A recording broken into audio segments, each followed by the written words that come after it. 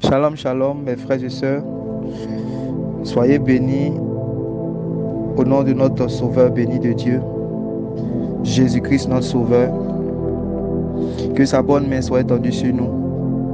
Qu'il affermisse nos pas, qu'il illumine notre sentier, qu'il nous éloigne de toute mauvaise compagnie, qu'il déjoue les attaques enflammées de l'ennemi, qu'il affermisse notre pas sur le sentier de la justice, qu'il nous arme de toutes les âmes de Dieu, que nous soyons armés, que nous soyons approuvés par lui.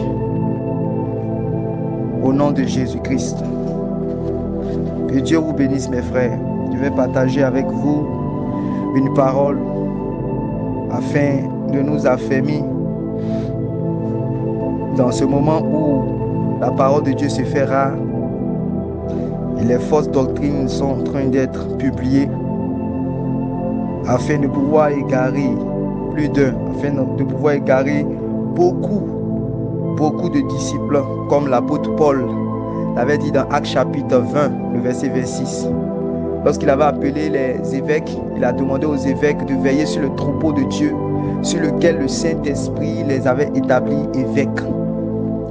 Voilà, parce que Jésus avait versé son sang afin de se faire un peuple acquis. Et si ces évêques-là ne veillaient pas sur eux, ça dit qu'il y aurait des personnes qui allaient s'introduire dans le troupeau de Dieu. Voilà, des personnes, des prédicateurs envoyés par l'ennemi. Ils vont prêcher de sorte à enlever, à disperser le troupeau, à enlever les brebis du Seigneur dans la maison de Dieu. Si vous lisez bien dans Actes chapitre 20, le verset 26. C'est pour cela que nous devons toujours veiller, comme le Seigneur Jésus a demandé, veillez et priez, afin que vous ne tombiez point dans la tentation. C'est pour cela aussi que le Seigneur Jésus, après avoir sauvé une âme, va déposer cette âme dans la maison de Dieu, là où il est établi en tant que fils. Et dans cette maison, il a donné aux uns d'être apôtres, évêques, docteurs, apôtres, pasteurs, docteurs, prophètes, évangélistes, pour le perfectionnement des saints en vue de l'œuvre du ministère, afin que ces derniers-là ne puissent pas être emportés à tout vent de doctrine. Voilà, nous sommes à l'ère de l'apostasie, où les paroles sérieuses du Seigneur Jésus se feront rares. Et c'est le temps pour nous de nous accrocher à la parole de Dieu, selon qu'il est écrit, la foi vient de ce qu'on entend, et ce qu'on entend vient de la parole de Dieu. Je me rappelle des dernières paroles de l'apôtre Paul, lorsqu'il avait appelé l'église de Dieu, qu'il avait appelé aussi les évêques. Il dit, je vous recommande à Dieu et à sa parole de grâce. Frères et sœurs, n'oublions pas la parole de Dieu. Frères et sœurs, c'est le temps pour nous de nous accrocher à la parole de Dieu. Frères et sœurs, c'est le temps pour nous de marcher conformément à la parole de Dieu. Frères et sœurs, c'est le temps pour nous de nous examiner nous-mêmes pour savoir si nous pratiquons la parole de Dieu. Frères et sœurs, c'est le temps pour nous de connaître, comprendre et agir selon l'enseignement du Seigneur Jésus-Christ. Parce que les temps sont courts, les taux se resserrent, le monde est fini, le péché atteint son paroxysme total. Vous voyez, les ténèbres ont commencé à envahir de plus en plus la terre. Le mystère de l'iniquité est déjà engagé. Depuis la nuit des temps, depuis la manifestation du Fils de Dieu, ces ténèbres-là ont envahi encore la terre. Les démons sont relâchés. Vous voyez les témoignages et les visions que le Seigneur a donné à certains frères et certaines sœurs dans le corps de Christ, afin de pouvoir avertir le peuple de Dieu que les démons ont été relâchés par le diable, afin de séduire, s'il était possible, même les élus de Dieu. Donc ce n'est pas le temps pour s'amuser, ce n'est pas le temps pour faire de la complaisance dans l'église de Dieu, ce n'est pas le temps de nous laisser distraire, ce n'est pas le temps de nous laisser emporter par la lassitude, par la paresse. Ce n'est pas le temps de nous laisser emporter par la fraude, le mensonge, la vanité. C'est le temps pour nous de nous accrocher à la parole de Dieu. Soyez bénis. Aujourd'hui, nous allons parler nous allons parler de l'espérance du salut. Voilà, nous allons parler de l'espérance du salut, sinon des armes de Dieu. Nous allons parler des armes de Dieu. Et parmi ces armes de Dieu, nous allons travailler sur l'espérance du salut. Vous allez comprendre pourquoi le casque que nous devons mettre, c'est l'espérance du salut, comme c'est écrit réellement dans les armes de Dieu. Je vous ai donné deux passages. J'ai mis deux passages sur le groupe. Et je vais lire ces deux passages. C'était dans 1 Thessaloniciens chapitre 5 à partir du verset 8. Il est écrit: mais nous, je vais lire dans la version du français courant. Vous pouvez aussi lire avec n'importe quelle version. Voilà, vous pouvez lire avec d'autres versions s'il vous plaît aussi. Mais nous qui appartenons au jour, nous devons être sobres. Prenons la foi et l'amour comme cuirasse et l'espérance du salut comme casque. Je répète, et l'espérance du salut comme casque. Je répète une troisième fois. Prenons la foi et l'amour comme cuirasse et l'espérance du salut comme casque. En effet, Dieu ne nous a pas destinés à subir sa colère, mais il nous a destinés à posséder le salut par notre Seigneur Jésus-Christ. Le Christ est mort pour nous afin de nous faire vivre avec lui, que nous soyons vivants ou morts quand il viendra. Et j'ai lié ce verset avec le passage de Éphésiens chapitre 6 à partir du verset 17. Notre fameux passage pour le combat spirituel des armes de Dieu. Il est écrit là-bas au verset 17: acceptez le salut comme casque et la parole de Dieu comme épée donnée par l'Esprit Saint. Je répète, acceptez le salut comme casque et la parole de Dieu donnée par l'Esprit Saint. Et j'avais dit, soyez bénis mes frères et sœurs. Avez-vous déjà réfléchi sur les armes de Dieu que nous devons porter absolument pour espérer un jour nous trouver dans le royaume glorieux de notre Père? Et c'est ce que nous allons partager en ce jour. Que Dieu vous bénisse au nom du Seigneur Jésus-Christ. Oh Seigneur, aide-nous. Donne-nous la foi. Donne-nous la foi afin de pouvoir continuer, afin de ne pas abdiquer, afin de ne pas abandonner. Nous ne sommes pas de ceux qui se retirent pour se perdre. Nous sommes de ceux qui ont la foi pour sauver leurs âmes. Seigneur, nous voulons dire comme Paul: j'ai combattu le bon combat, j'ai achevé la course et j'ai gardé la foi. Seigneur, si nous ne combattons pas, Seigneur mon Dieu, comme un soldat doit combattre, nous n'allons pas, Seigneur mon Dieu, remporter le prix. Tu nous as réservé, Seigneur mon Dieu, des merveilles et un salut glorieux, éternel. Que pour rien au monde, nous ne puissions perdre, Seigneur mon Dieu, mon roi, cet appel, cette grâce, cette couronne, ce don gratuit et parfait. Nous te supplions, nous te demandons la force. Donne-nous la force afin de pouvoir combattre le bon combat de la foi.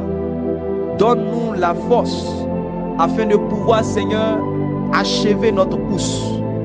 Le chemin est long, le chemin est périlleux.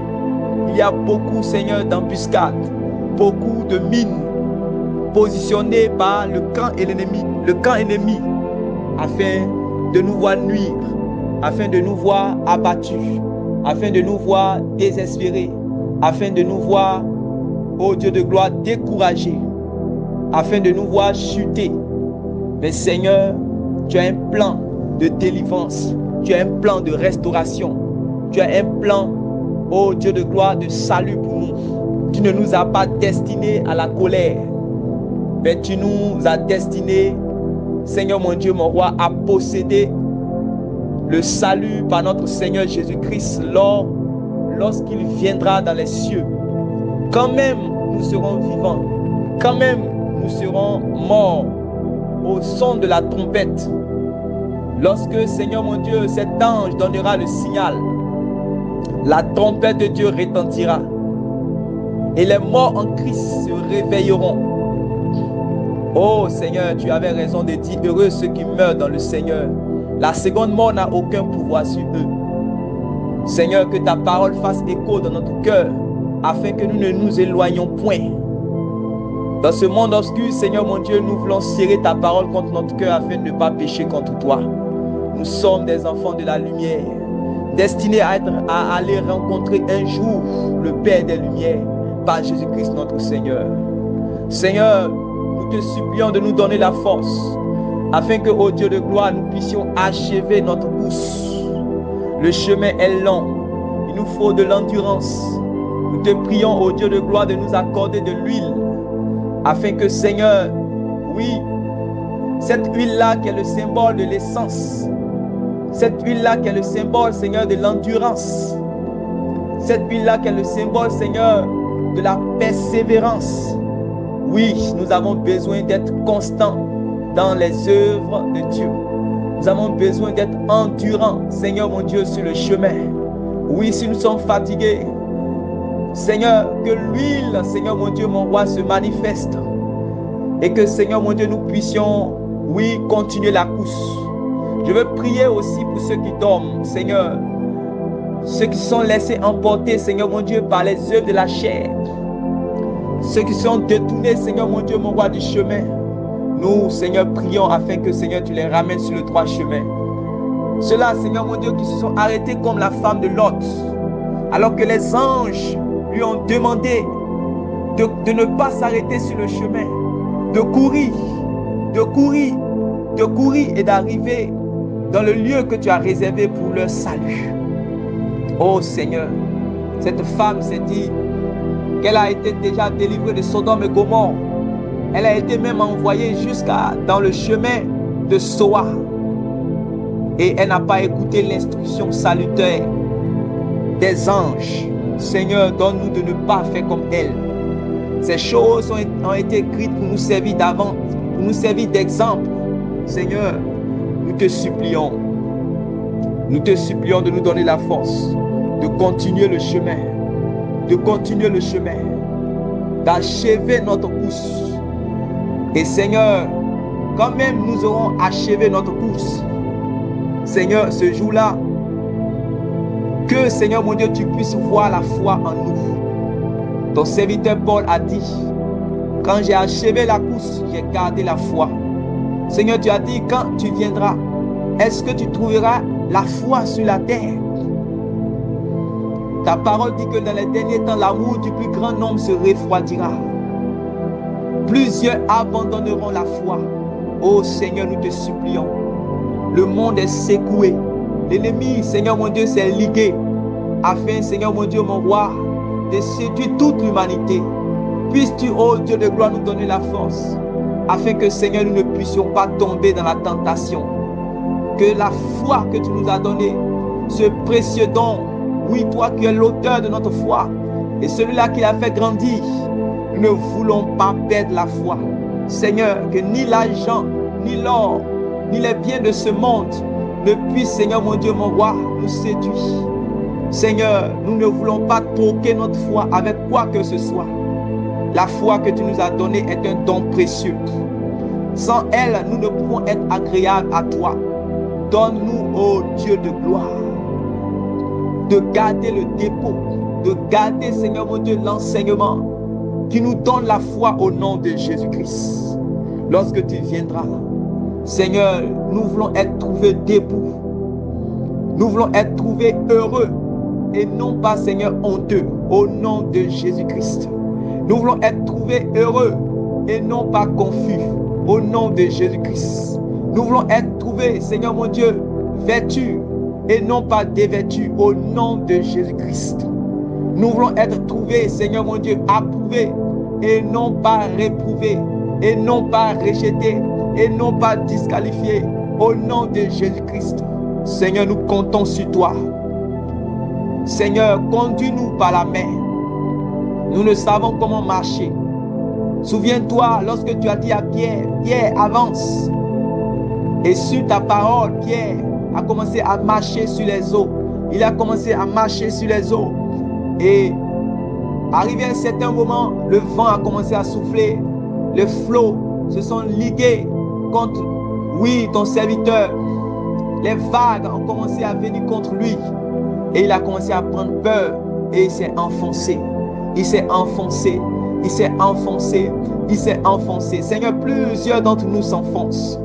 Plusieurs d'entre nous s'enfoncent, Seigneur, par le désespoir, par le découragement, par, Seigneur mon Dieu, mon roi, oui, l'inquiétude du lendemain, par les soucis de la vie, par, Seigneur, la disette, par la pauvreté, oui, Seigneur mon Dieu, mon roi, par même le confort, par les bénédictions. Il y a plusieurs choses, Seigneur, qui ont commencé à nous éloigner de toi, Seigneur, ô Dieu de gloire, au point où nous nous enfonçons. Nous nous enfonçons. Nous nous enfonçons. Mais Seigneur, comme Pierre, nous crions au Sauveur de notre âme.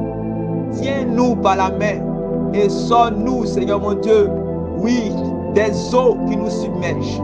Sors-nous, Seigneur, de ces eaux maléfiques, diaboliques, terrestres, charnelles, qui nous submergent. Au nom de Jésus-Christ, nous te supplions, Sauveur béni de Dieu, sors-nous de là.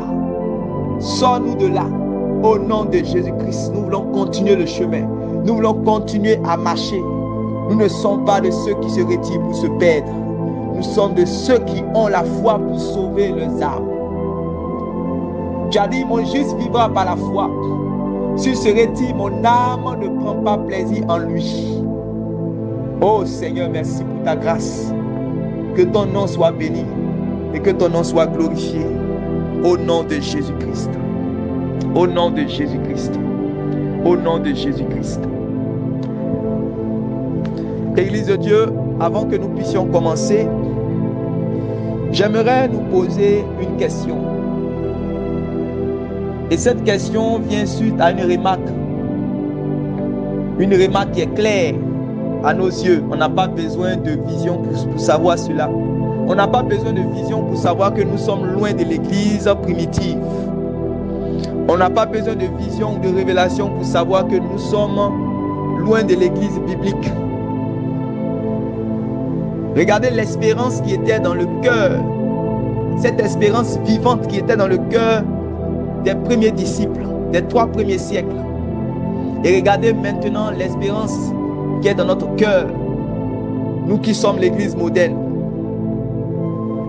Vous allez voir que c'est comme le jour et la nuit. Et vous allez voir ce que Dieu pense de nous. Et la question que je veux nous poser avant que nous puissions commencer notre étude sur les âmes de Dieu et précisément sur le casque du salut. J'aimerais nous poser une question, mes bien-aimés.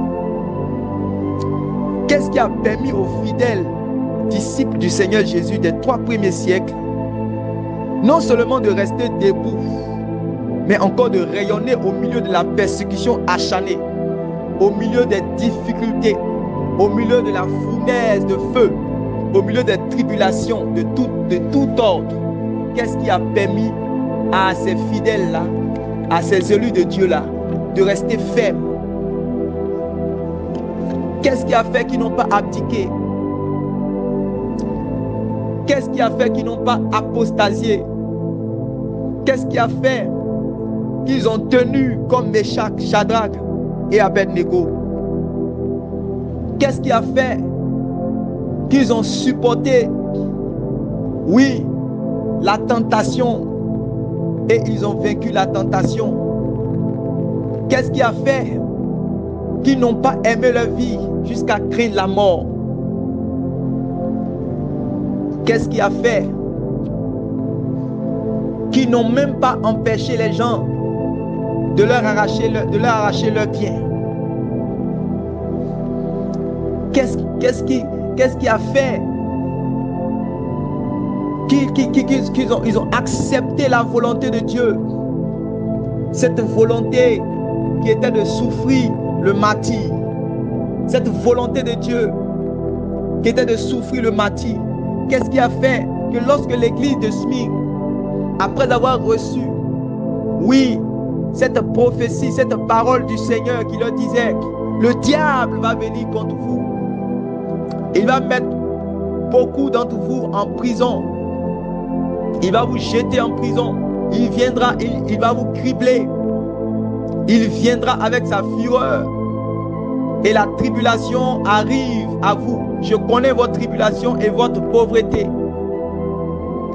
Qu'est-ce qui a fait que lorsque l'église de Smyrne a entendu cette parole du Seigneur, oui, alors que Jésus a donné cette prophétie, cette vision, cette parole, Jésus n'a pas pourvu automatiquement qu'ils allaient échapper en fait à cela. Qu'est-ce qui a fait qu'ils ont accepté la volonté de Dieu? Ils ont accepté de souffrir la prison. Ils ont accepté de souffrir la soif. Ils ont accepté de souffrir la faim. Ils ont accepté de souffrir même la mort. Ils ont accepté le martyre qui s'imposait à eux. Qu'est-ce qui a fait qu'ils ont supporté cela pour la cause de Jésus-Christ? Et mes bien-aimés frères et sœurs, vous voyez que il y avait quelque chose de vivant en eux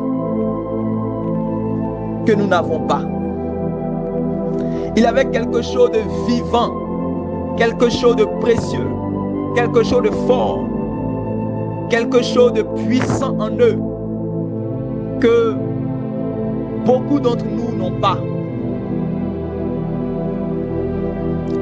Bien-aimés, c'est bien le fait que ces derniers-là, ces disciples des 3 premiers siècles, ils étaient focalisés sur l'espérance du salut. Ils étaient focalisés sur l'espérance du salut. Ils savaient que ce salut allait se concrétiser par l'héritage de la vie éternelle dans le royaume de Dieu. Ils connaissaient bien la définition du salut. Ils savaient que le salut n'avait pas encore été concrétisé et que la concrétisation de leur salut adviendrait lorsque le Seigneur béni de Dieu apparaîtrait dans le ciel et qu'il vienne pour les sauver, comme cela est écrit dans Hébreux chapitre 9, le verset 28. Jésus-Christ a apparu une fois pour ôter les péchés et il apparaîtra une seconde fois pour ceux qui l'attendent pour le salut. Il apparaîtra une seconde fois pour ceux qui l'attendent pour le salut. Alors laissez-moi vous lire un discours d'un serviteur de Dieu qui s'appelait Justin de Néapolis. Oui, il a vécu au 2e siècle et il est mort en martyr. Il est mort en martyr. Donc c'est un témoignage et en quelques minutes nous allons continuer. Écoutez bien ce témoignage fort. Il dit, cet homme, je le précise, a vécu au 2e siècle et il est mort en martyr. Il s'appelle Justin de Néapolis. Donc il est la preuve de ce que je suis en train de dire. Voici ce qu'il dit. Nous sommes accusés d'être chrétiens. Si devant cette accusation, quelqu'un vient à nier en parole et a dit qu'il n'est pas chrétien, vous le renvoyez pour cette raison que vous ne le trouvez pas coupable. En fait, là, il est devant la cour. Il est devant l'adversité. Il est au proie à la mort. Et maintenant, on lui demande réellement de parler. C'est comme ce sont ses dernières paroles. Et après quoi, il va mourir. Donc, le verset d'Apocalypse chapitre 12 qui dit, ils n'ont pas aimé leur vie jusqu'à craindre la mort. C'est-à-dire qu'ils n'ont pas eu peur, ils n'ont pas ils ont accepté de donner leur vie même devant la mort. Vous comprenez? Donc je répète le témoignage. Nous sommes accusés d'être chrétiens. Si devant cette accusation, quelqu'un vient à nier en parole et à dire qu'il n'est pas chrétien, vous le renvoyez pour cette raison que vous ne le trouvez pas coupable. Mais s'il avoue, son aveu même le fait condamner. Voyez? Mais s'il avoue, son aveu même le fait condamner. Remarquez que nous ne pourrions nier quand nous sommes interrogés, mais nous ne voulons pas acheter la vie au prix d'un mensonge. Mais nous ne voulons pas acheter la vie au prix d'un mensonge. Nous désirons la vie éternelle et incorruptible. Je répète, remarquez que nous ne pourrions nier quand nous sommes interrogés, mais nous ne voulons pas acheter la vie au prix d'un mensonge. Nous désirons la vie éternelle et incorruptible. Quand vous entendez dire que nous attendons un royaume, vous supposez à la légère qu'il s'agit d'un royaume humain. Mais c'est du royaume de Dieu que nous parlons. Ce qui le prouve, c'est qu'à vos interrogations, nous répondons que nous sommes chrétiens, quand nous savons bien que cet aveu nous vaudra la mort. Si nous attendions un royaume humain, nous nierons pour sauver notre vie et ne pas être frustrés de notre espérance. Mais notre espérance, ce n'est pas de ce temps présent. Aussi, nous ne craignons pas nos bourreaux. Amen. Vous voyez cela? C'est pour cela qu'il faut bien comprendre quand l'apôtre Paul parle de porter le cadre du salut. Il faut bien comprendre. Je vais relire ce verset pour nous. Nous allons bien comprendre dans quel contexte il faut porter le cadre du salut. Qu'est-ce que cela veut dire? Voilà. Et je vais lire le passage d'Éphésiens chapitre 6, le verset 10 à 17. Je lis. Au reste, mes frères, fortifiez-vous dans le Seigneur et dans la puissance de sa force. Revêtez-vous de toutes les armes de Dieu afin de pouvoir tenir ferme contre les ruses du diable. Car nous n'avons pas à lutter contre la chair et le sang, mais contre les dominations, contre les autorités, contre les princes de ce monde de ténèbres, contre les esprits méchants dans les lieux célestes. C'est pourquoi prenez toutes les armes de Dieu afin de pouvoir résister dans le mauvais jour. C'est pourquoi prenez toutes les armes de Dieu. C'est pourquoi prenez toutes les armes de Dieu afin de pouvoir tenir, afin de pouvoir résister dans le mauvais jour et tenir ferme après avoir tout surmonté. Tenez donc ferme et ayez à vos reins la vérité pour ceinture. Revêtez la cuirasse de la justice.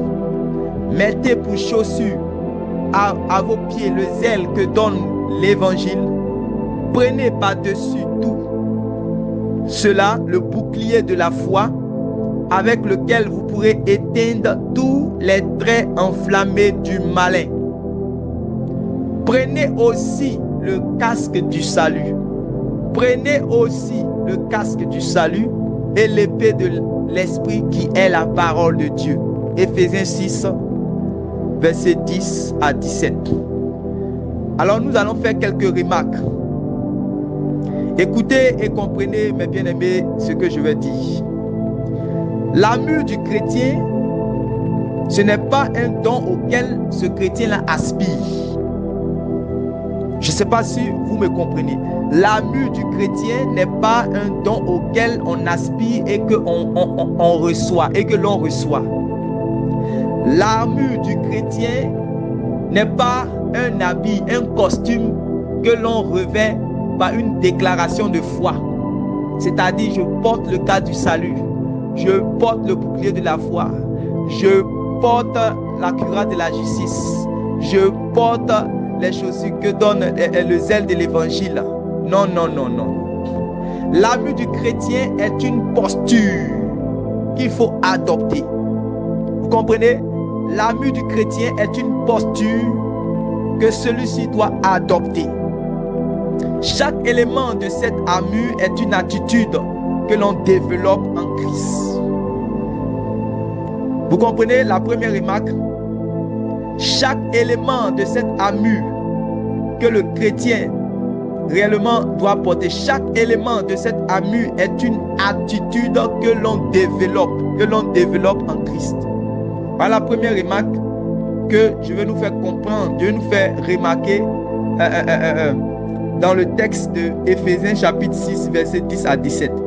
Je précise qu'aujourd'hui, nous allons voir le casque du salut, l'espérance du salut ou bien le casque du salut. Nous allons voir cela.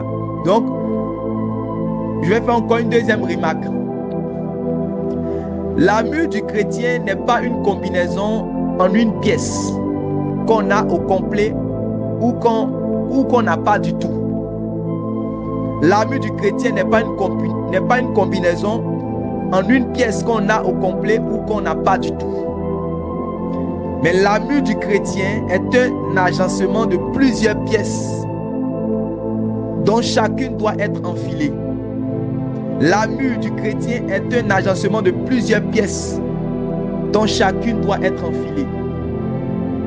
On peut donc disposer d'une ou de quelques pièces et manquer aussi certaines pièces. C'est pour cela que vous allez voir d'autres vont avoir le casque du salut, mais ils n'ont pas la ceinture de vérité. Ils ont la ceinture de vérité, mais ils n'ont pas le bouclier de la foi.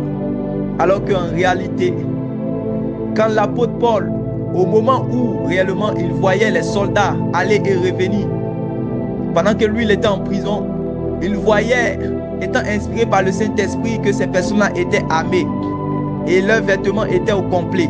On n'a jamais vu un soldat qui a le casque du salut et qui n'a pas la ceinture de vérité, ou qui a la ceinture de vérité et qui n'a pas les chaussures, ou qui a les chaussures et qui n'a pas la cuirasse. C'est pour cela que je nous dis, le problème dans ce que je vais nous faire remarquer, c'est qu'on peut donc disposer d'une ou de quelques pièces et en manquer de certaines autres. On peut avoir des pièces existantes.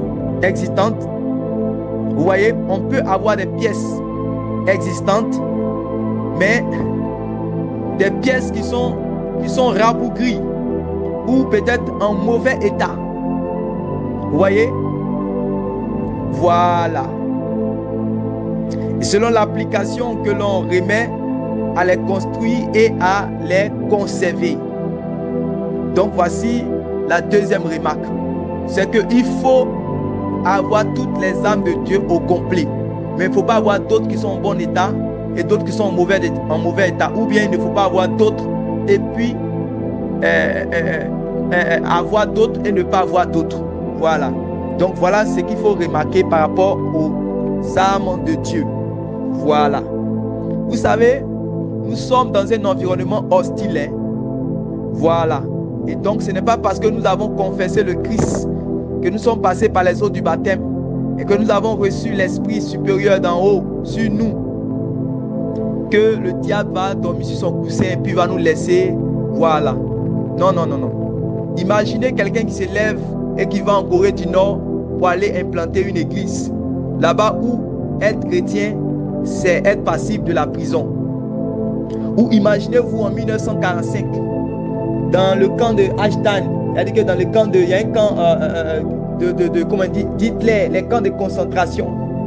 Vous voyez quelqu'un par exemple qui dit qu'il va aller faire un programme d'évangélisation là-bas au temps où le monde était en train de subir la guerre mondiale.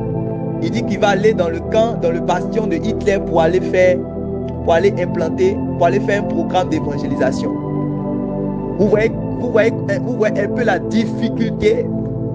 Voilà. Toi et moi, nous avons reçu une mission. Ou encore, toi et moi, nous sommes dans une mission de Dieu. Mais en réalité, le monde, ce monde-là est sous la puissance du malin. Nous sommes sur un territoire ennemi. Et nous devons accomplir la mission de Dieu sur un territoire ennemi. Donc nous sommes comme des hors-la-loi. Et en réalité, il ne va pas baisser les bras. Il va nous attaquer. Il va nous attaquer. C'est pour cela que le Seigneur Jésus a dit, je vous envoie comme des brebis au milieu des loups. Je vous envoie comme des brebis au milieu des loups. Donc nous sommes sur un territoire hostile. Un territoire hostile à notre foi. Un territoire hostile à notre âme. Un territoire hostile à notre mission. Un territoire hostile à notre destinée. Voilà pourquoi nous devons être prêts. Nous devons être armés. Nous devons être armés afin de pouvoir tenir, comme l'apôtre Paul le disait, au mauvais jour. Je vais nous faire maintenant une troisième remarque. Dans la lettre aux Éphésiens, l'apôtre Paul nous engage à revêtir la justice comme une cuirasse et la foi comme un bouclier. Dans la lettre aux Thessaloniciens, le même apôtre Paul parle de revêtir la foi et l'amour comme cuirasse. Je ne sais pas si vous remarquez cela dans 1 Thessaloniciens chapitre 5 verset 8. Il demande de revêtir. Il dit revêtons pour cuirasse la foi et l'amour. Mais pourtant, quand vous lisez dans Éphésiens, il dit de revêtir la justice comme cuirasse. Mais ce qu'il faut comprendre, c'est que les autres questions de ceinture, de bouclier, de cuirasse et autres ne sont que des images qu'il emprunte pour présenter des dispositions correspondantes comme des armes de combat. C'est pour cela que vous allez voir dans la Bible, il y a des fois où la couronne symbolise une récompense qui est liée à l'œuvre de Dieu, au travail que les serviteurs ont accompli dans le champ de Dieu. Et il y a des fois où la couronne symbolise, par exemple, la couronne de vie, c'est-à-dire la couronne de la vie éternelle. Donc dans la Bible, couronne n'est pas couronne. En réalité, il faut lire simplement avec le contexte et on va comprendre réellement ce que l'apôtre Paul veut dire. Je vais prendre encore un autre exemple. Dans la lettre aux Éphésiens, l'apôtre Paul nous engage à revêtir le salut comme casque. Vous voyez? Il nous engage dans Éphésiens à revêtir le salut comme casque. Mais dans la lettre aux Thessaloniciens, le même apôtre Paul parle de revêtir l'espérance du salut comme casque. Pourquoi cette précision? Je vais lire encore, si vous voulez. C'était ça même qui était le deuxième passage. Si vous regardez dans 1 Thessaloniciens chapitre 4, 1 Thessaloniciens chapitre 5, verset 8 à 9. Parce que j'avais pris les deux passages et j'avais publié sur le groupe. Regardez, nous lisons 1 Thessaloniciens chapitre 5, verset 8 à 9. Il est écrit: revêtons pour casque l'espérance du salut. Revêtons, et puis il dit pour casque l'espérance du salut. Car Dieu ne nous a pas destinés à la colère, mais à l'acquisition du salut par notre Seigneur Jésus-Christ, qui est mort pour nous, afin que soit que nous veillions, soit que nous dormions, nous vivions ensemble avec lui. C'est dans 1 Thessaloniciens chapitre 5, verset 8 à 9. Donc, est-ce qu'il y a une différence entre 1 Thessaloniciens chapitre 5 et Éphésiens chapitre 6, là où on nous demande de revêtir le salut comme casque, et dans 1 Thessaloniciens, on nous demande de revêtir pour casque l'espérance du salut. En réalité, il n'y a pas de différence entre les deux formules en réalité. Seulement la mention de espérance du salut est plus pointue. Vous voyez, la mention de espérance du salut est plus explicite dans la mesure où le salut est pour nous une espérance. Tant que le salut ne sera pas pour nous une espérance, ça va être un problème pour notre foi, pour notre marche. Je nous ai plusieurs fois dit cela dans Romains chapitre 8. Romains chapitre 8, le verset 23 à 24. L'apôtre Paul a dit qu'en réalité, cette terre-là gémit. Et cette terre-là n'est pas la seule à gémir. Mais nous aussi, nous attendons le moment où nous serons révélés véritablement comme des enfants de Dieu. Et puis il dit, car nous sommes sauvés. Et il dit, mais en espérance. Et puis il dit que ce que l'on voit, est-ce qu'on peut encore l'espérer? Mais on dit, quand tu espères, ça te met dans une disposition de persévérance, afin que tu puisses obtenir ce qui t'a été promis. Vous comprenez cela? Donc les premiers chrétiens avaient compris qu'en réalité, ils étaient sauvés, mais en espérance. Donc, je répète, entre les deux passages de 1 Thessaloniciens chapitre 5 et Éphésiens chapitre 6, il n'y a pas de différence dans les deux formules. Seulement la mention d'espérance du salut est plus pointue, sinon plus explicite, dans la mesure où le salut est pour nous une espérance. Voilà. Et si vous faites des exercices même que vous prenez dans Éphésiens chapitre 6 là même, il y a certaines versions même où ils ont écrit directement en même temps espérance du salut. Voilà. Voilà. Donc, aujourd'hui, nous voyons maintenant l'espérance du salut comme casque. L'espérance du salut comme casque. Comme c'est écrit dans 1 Thessaloniciens chapitre 5, verset 8 à 9. L'espérance du salut comme casque. Donc, mes bien-aimés, revêtir l'espérance du salut, c'est marcher avec les regards fixés sur la patrie céleste. Marcher avec les regards fixés sur le royaume de Dieu. Marcher avec les regards fixés sur l'avènement de notre Sauveur glorieux qui vient. Il a dit, voici dans l'Apocalypse, je viens bientôt. Et l'Église dit Amen. Je viens bientôt. Et l'Église dit Amen. Nous devons nous focaliser sur l'avènement du Seigneur Jésus. Regardez ce que l'apôtre Paul avait dit dans 1 Timothée chapitre 4. Quand il a dit, j'ai combattu le bon combat, j'ai gardé la foi, j'ai achevé la course. Désormais la couronne de justice m'est réservée, non pas seulement à moi, mais à tous ceux qui auront aimé l'avènement de notre Seigneur Jésus. Donc, revêtir l'espérance du salut. Revêtir l'espérance du salut, c'est marcher avec les regards fixés sur la patrie céleste. Comme c'est écrit dans Colossiens chapitre 3. Colossiens chapitre 3, Colossiens chapitre 4. On parle réellement de ce que nous sommes ressuscités avec Christ et que nous devons nous affectionner aux choses d'en haut et non à celles qui sont en bas.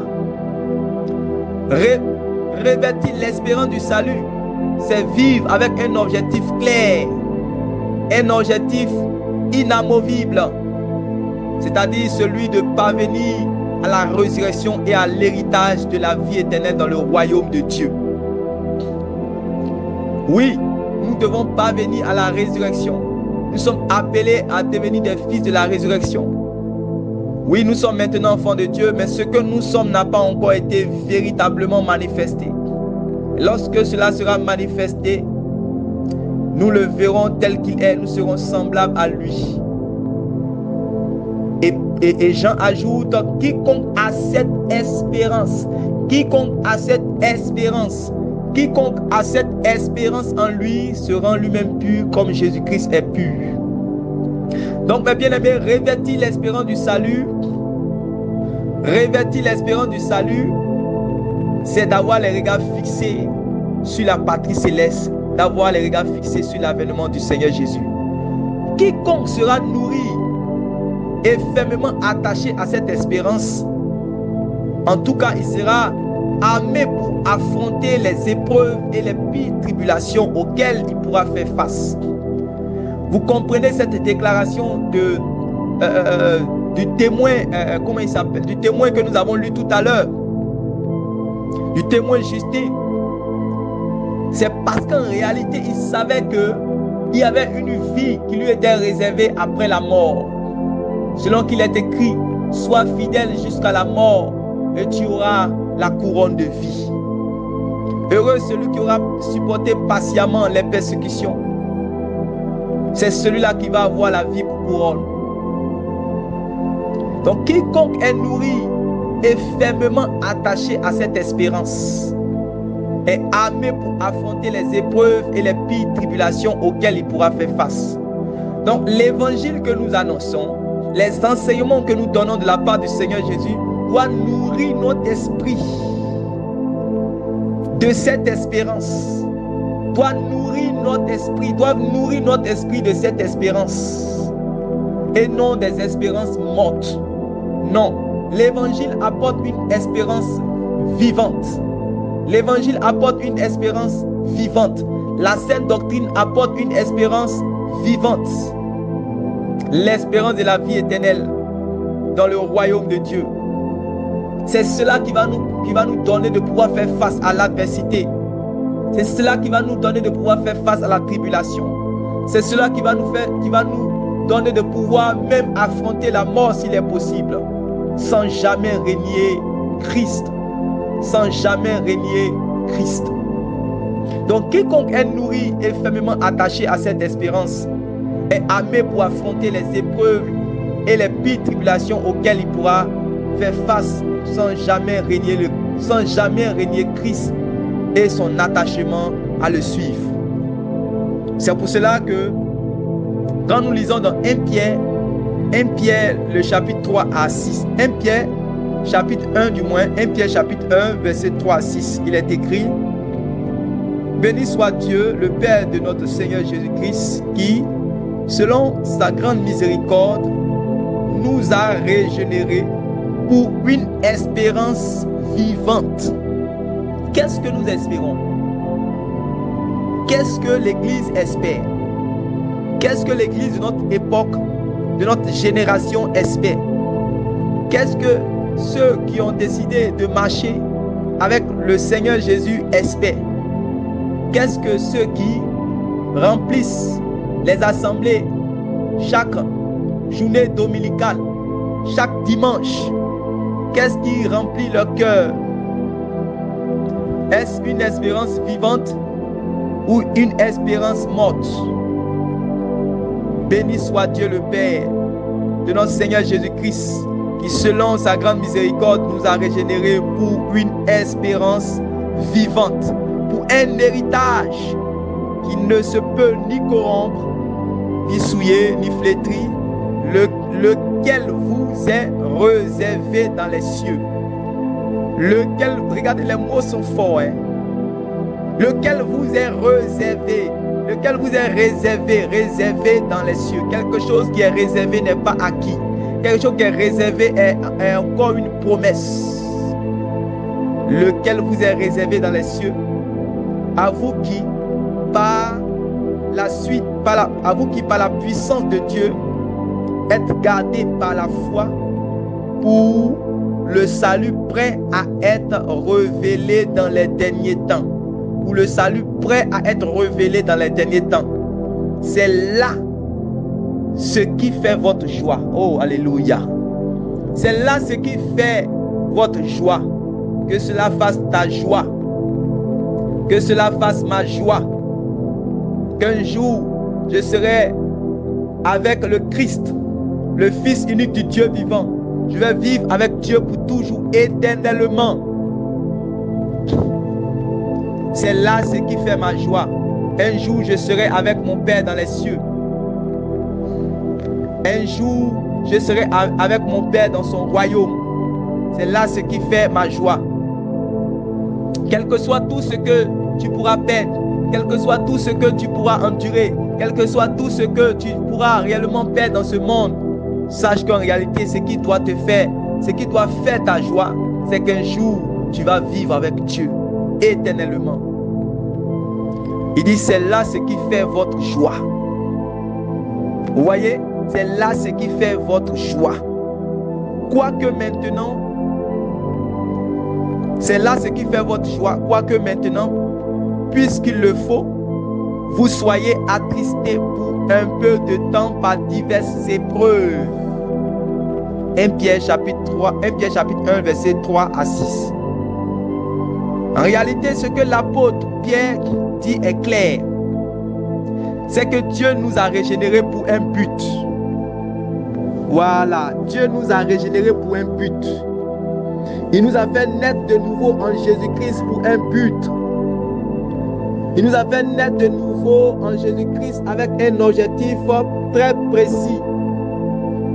C'est celui de nous accorder un héritage incorruptible qui nous est réservé dans les cieux. Oui, je le répète, celui de nous accorder un héritage incorruptible qui nous est réservé dans les cieux. Cet héritage, c'est bien la vie éternelle dans la félicité de Dieu. La vie éternelle dans la félicité de Dieu. Oh, que servirait-il à un homme de gagner tout le monde s'il perdait son âme? Que servirait-il à un homme de gagner tout le monde s'il perdait son âme? Pourtant, Dieu a tant aimé le monde qu'il a donné son Fils unique afin que quiconque croit en lui ait non pas le mariage, non pas le voyage, non pas le confort, non pas les maisons, non pas le travail. Toutes ces choses sont bonnes. Mais nous avons été rachetés pour un but précis. Pour un but précis et précieux et glorieux.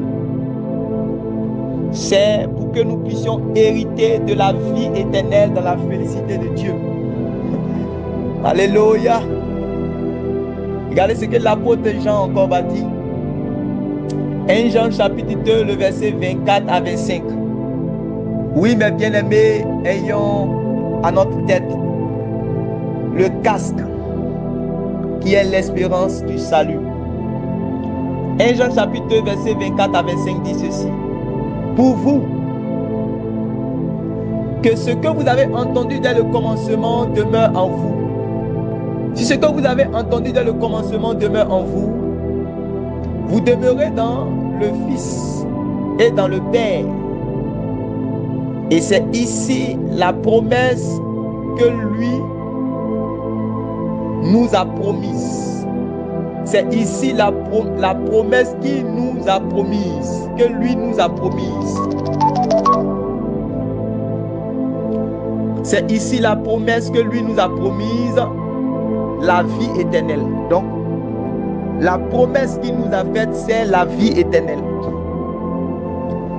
L'apôtre Jean ne dit pas autre chose. Il affirme ici que nous devons nous accrocher à l'évangile originel pour pouvoir demeurer en communion avec le Père et le Fils et saisir au final l'accomplissement de la promesse qui nous a été faite, à savoir la vie éternelle. Oui, l'apôtre Jean ne dit pas autre chose. Il affirme ici que nous devons nous accrocher à l'évangile originel pour pouvoir demeurer en communion avec le Père et le Fils et saisir au final l'accomplissement de la promesse qui nous a été faite, à savoir la vie éternelle. Tous les apôtres ont eu le même langage. Tous les apôtres ont eu le même langage. Mais pourquoi le message du salut a été bâclé dans notre génération, au point où plusieurs personnes se disent que parce que nous avons confessé une fois dans notre vie le Christ, nous n'avons plus d'espérance. Nous sommes maintenant dans l'assurance. Nous n'avons plus d'espérance. Oui, tout est déjà acquis. Oui, nous sommes loin de l'église primitive.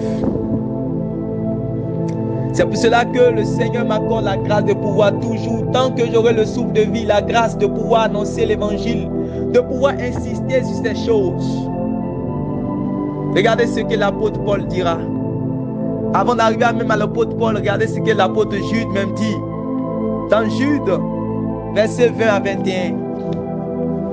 Oh Dieu, aide-nous. Jude, verset 20 à 21.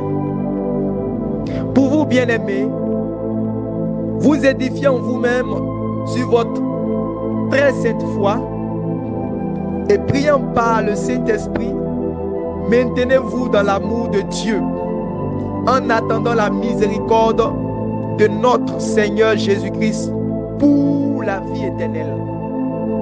En attendant la miséricorde de notre Seigneur Jésus-Christ pour la vie éternelle. Le message de l'apôtre Jude est le suivant.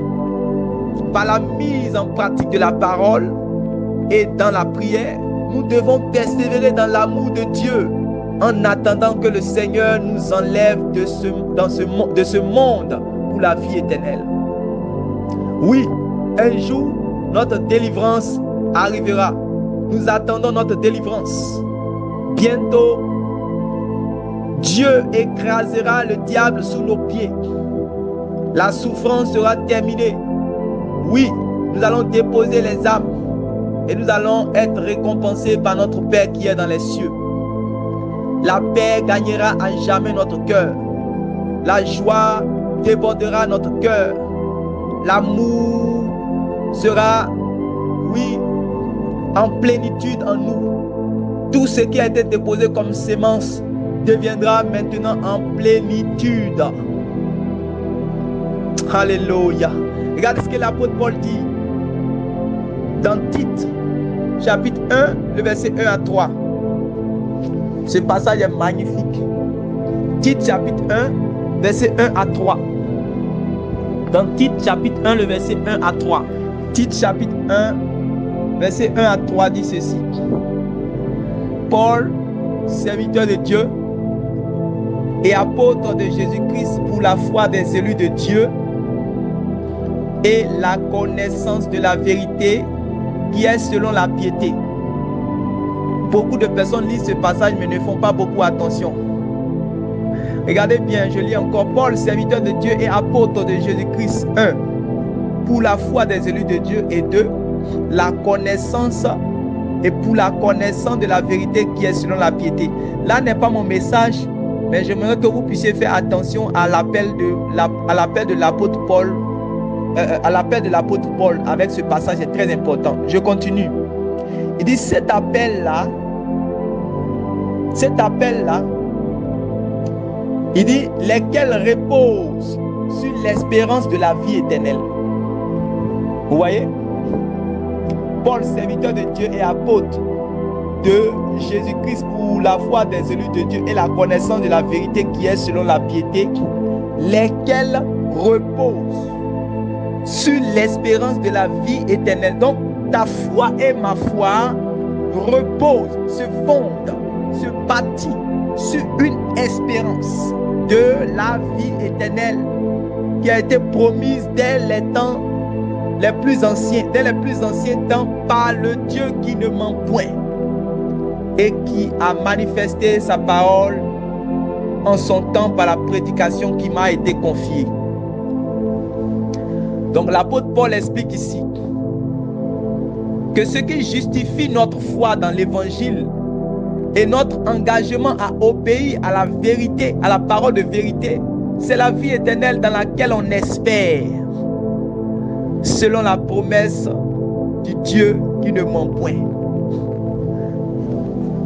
Quand je vais prendre l'exemple, quand quelqu'un sait que quelles que soient les fautes réellement qu'il va commettre, quelles que soient les actions qu'il va commettre, même après avoir confessé le Christ et après s'être baptisé dans l'eau, quelles que soient les actions qu'il va commettre, ça n'a aucun impact sur son éternité. Et que réellement Dieu lui a déjà tout accordé, c'est terminé, il n'y a plus rien à faire. Vous allez voir qu'en réalité, il ne va pas marcher parce qu'il n'a pas d'espérance. Alors que les chrétiens ont une espérance en fait en eux. Vous comprenez? Donc l'apôtre Paul explique ici que ce qui justifie ta foi et ce qui justifie ma foi dans l'évangile et dans mon engagement à obéir à la parole de vérité, c'est la vie éternelle dans laquelle j'espère, dans laquelle tu espères, selon la promesse du Dieu qui ne ment point. Donc vous comprenez cela? Vous comprenez cela, mes bien-aimés, par rapport au casque du salut? Par rapport au casque du salut, qui est une espérance. Le casque du salut qui est une espérance. Vous voyez pourquoi les disciples du premier siècle ont tenu face à la persécution. Vous avez vu maintenant pourquoi les disciples du premier siècle ont souffert tout. Ils ont enduré tout, même la mort. Parce qu'en réalité, ils ont compris les sérieuses paroles du Seigneur Jésus.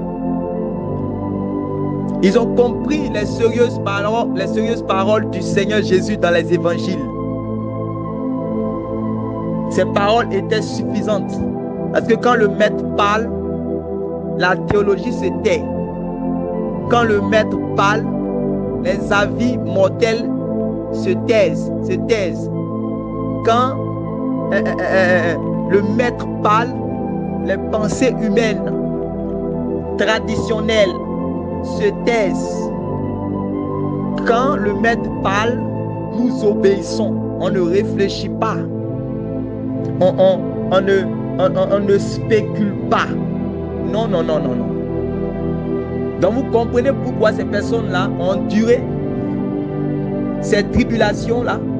C'est parce qu'ils avaient en eux une espérance vivante. C'est parce qu'ils étaient focalisés sur l'espérance du salut. Lequel salut va se concrétiser par l'héritage de la vie éternelle dans le royaume de Dieu. Et c'est pour cela que je vais encore relire le discours de Justin de Néapolis, qui en est la preuve. Il dit, nous sommes accusés d'être chrétiens. Si devant cette accusation, quelqu'un vient à nier en parole et à dire qu'il n'est pas chrétien, vous le renvoyez pour cette raison que vous ne le trouvez pas coupable. Mais s'il avoue, son aveu même le fait condamner. Remarquez que nous ne pourrions nier quand nous sommes interrogés, mais nous ne voulons pas acheter la vie au prix d'un mensonge. Nous désirons la vie éternelle et incorruptible. Quand vous entendez dire que nous attendons un royaume, vous supposez à la légère qu'il s'agit d'un royaume humain, mais c'est du royaume de Dieu que nous parlons. Ce qui le prouve, c'est qu'à vos interrogations, nous répondons que nous sommes chrétiens, quand nous savons bien que cet aveu nous vaudra la mort. Si nous attendons un royaume humain, nous nierons sauver notre vie et ne pas être frustrés de notre espérance. Mais notre espérance n'est pas de ce temps présent. Aussi, nous ne craignons pas nos bourreaux. Mais regardez aujourd'hui, pourquoi la majorité des chrétiens vivent dans le découragement? Pourquoi la majorité des chrétiens vivent dans le découragement de sorte qu'il faille toujours les motiver pour ne pas qu'ils s'éloignent de l'église locale, pour ne pas qu'ils s'éloignent des assemblées? Pourquoi? Pourquoi? La raison est qu'ils ont été nourris avec de fausses espérances. La vraie église de Dieu a été nourrie avec une espérance pure, vraie, glorieuse, éternelle et vivante. Vous voyez? Mais la fausse église a été nourrie de fausses espérances. Donc les gens ont le cœur chargé d'une multitude de désirs terrestres que les prédicateurs ont encensés avec de faux messages. Tu seras ceci, tu verras ceci, tu vas toucher ceci, tu vas voir ceci. Donc cela va créer des fausses espérances dans les cœurs. Et ça fait que les gens soupirent après le Seigneur, ils crient après le Seigneur pour l'accomplissement de beaucoup de rêveries qui n'engagent même pas le Seigneur Jésus, puisque ce n'est pas lui qui a promis ces choses. Voilà pourquoi le résultat, c'est la désillusion. Le résultat, c'est le découragement. Le résultat, c'est le désespoir.